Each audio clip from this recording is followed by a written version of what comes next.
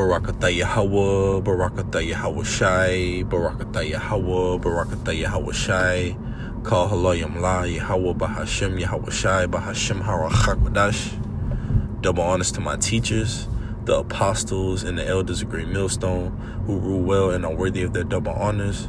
Peace and blessings to you, Akim, pushing out this truth across the four corners during these last 6 of time. Palal wa Shamar, Shamar wa Palal. And what that means in the Hebrew is pray and watch, watch and pray. Shamar means watch, wa means and, Palal means pray. Lord willing, this must be edifying. This is Matthew chapter 26, verse 41. Red letters, Yahweh Shai speaking, whom the world ignorantly calls Jesus Christ. It says, watch and pray. Shamar wa Palal. That ye enter not into temptation. The spirit indeed is willing, but the flesh is weak. And the flesh indeed is weak. And we ultimately know in this society, scriptures tell us to be sober and watch. All right? Sober onto doctrine, philosophies, ideologies. Okay? Having that manna from heaven under the apostles' doctrine on down to the least of us. Having those names from the heavens, Yahweh Shem Shai. All right?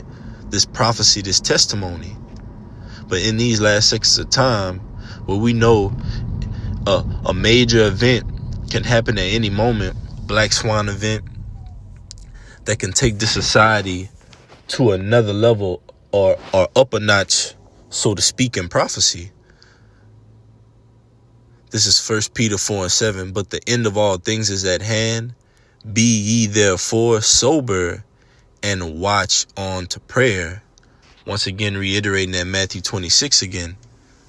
Pray and watch. Palal wa Shamar. If you're not watching, you should be praying. If you're not praying, you should be watching. Because the end of all things is at hand. We're at the point of time right now in prophecy where all hell could break loose at any moment. We're headed towards a cashless society, a digital society. Civil uproars are looming. Inflation, economic collapse, crash is imminent. So this society clearly has nothing left. And on top of that, the people are mourning, man. The scriptures say when the righteous bear rule, the people rejoice. When the wicked bear rule, the people mourn. And the earth is in a state of great mourning right now, man. But that's because all these prophecies are coming to pass like the scriptures say, all right? It is better to go into the house of mourning into the house of mirth, man. All right? Because the house of mourning deals with this great book. This is Ecclesiastes 7:1. A good name is better than precious ointment, and the day of death than the day of one's birth. Why? Because ultimately, at our death, ultimately when this body decays, our spirit goes up to Yahweh Shem Shai. All right? We ultimately get that realization of who we are. All right? Like it tells you in the book of Job, that place where we go ultimately where Yahweh Shem Shai, okay, appeared us before the seat of judgment, man. Or we are to appear before Yahweh Shem Shai, man. Ecclesiastes 7:2. It is better to go to the house of mourning than to go to the house of feasting. And this society is in a mindset of feasting, banqueting, revelings. All right. Everything is cause for a celebration. Everything is cause for a turn up in this society. But the prophets are in the house of mourning. This book is filled with lamentations, mournings, and woes. And so it will be until the society is taken out of the way. As in the days of Noah, so will be the days of the Son of Man, which is Yahweh Shai. We're in that time when Yahweh Shai is about to come back. So the end of all things is at hand. That's what the scriptures are saying. The prophets that are of old, all right, are the prophets that are now on the scene back again in the reincarnation. All right. And what are they doing? Anticipating that great and noble day, praying and watching. Like Apostle Tahar coined this year through the spirit and power of Yahweh Shem Shai, the hopeful year of our deliverance and the destruction and judgment of Esau, Edom. So it says, verse 2, it is better to go to the house of mourning than to the house of feasting, for that is the end of all men, and the living will lay it to his heart. All right. And the house of feasting is America, man. That's what this society is filled with. All right. People in a westernized mindset. All right. Americanization. And the people are laying hold to what? To their liking, which is to be in an ignorance is bliss mindset. All right.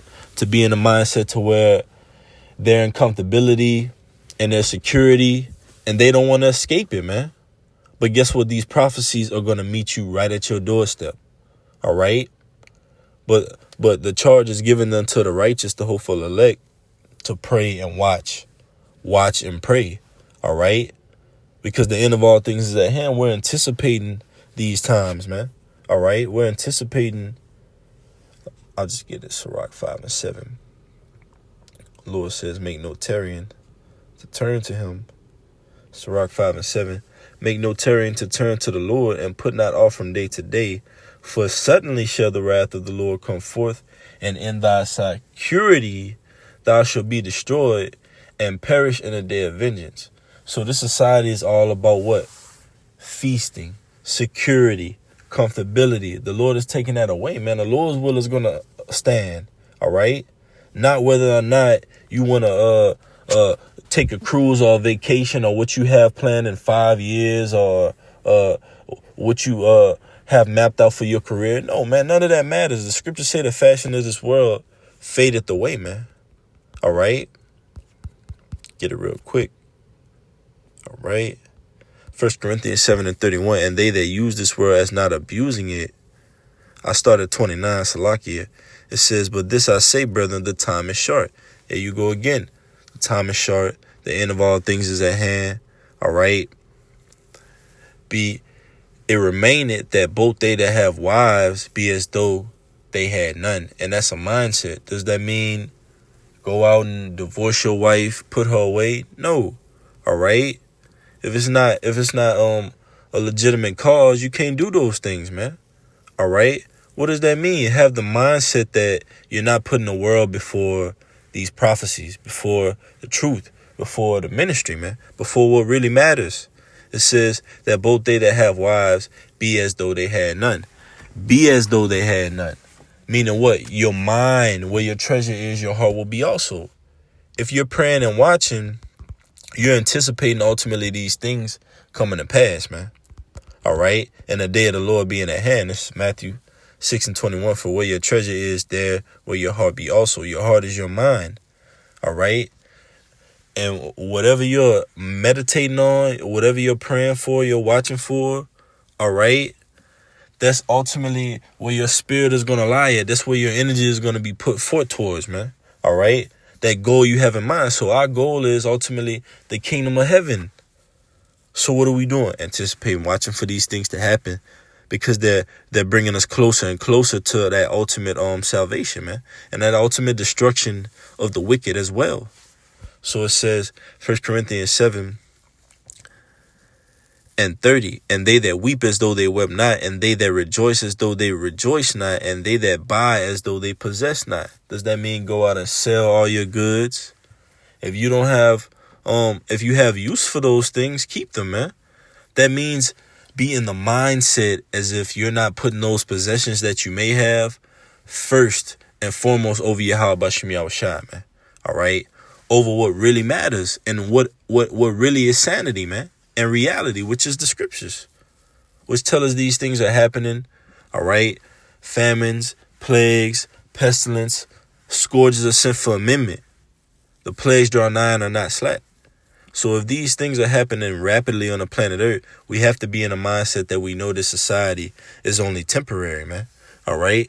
It says, and they that use this world as not abusing it, for the fashion of this world passeth away.